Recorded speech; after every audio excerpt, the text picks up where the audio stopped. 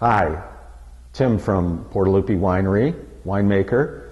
Here again, we're going to talk about some Zinfandel, and that it's January and it's Zinfandel month. A little bit about the history of Zinfandel. There's a lot of research and background showing that it DNA-wise comes from Croatia and or Italy, down by the heel, which they refer to as Primitivo. In Croatia, it's got a long sort of Slavic name, but history shows that's where it all originated and then went away like in the 1920s by virtue of phylloxera, and however was nurseried vis-a-vis a nurseryman in Austria actually, who sent some to Boston, and it was propagated there and then went by the wayside for more table grapes such as the Concord grape.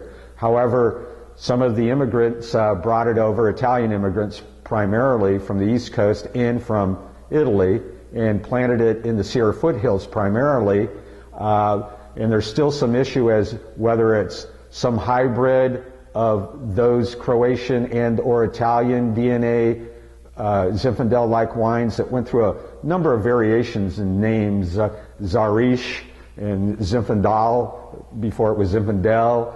But nonetheless, there's also some records showing that in the Sierra foothills there was a grape called Black Sonora, which may have been indigenous to here and may still be the original Zinfandel grape. Nonetheless, it has a long history, and it faded in and faded out in popularity, but was brought to the forefront in the 20th century by, 21st century, by such people as Mike Gergich and Paul Draper at Ridge and Joel Peterson at Ravenswood, who brought it back to prominence along with a lot of the old Italian families, especially in Sonoma County, who had always had small stands of it that survived both the Depression and Prohibition.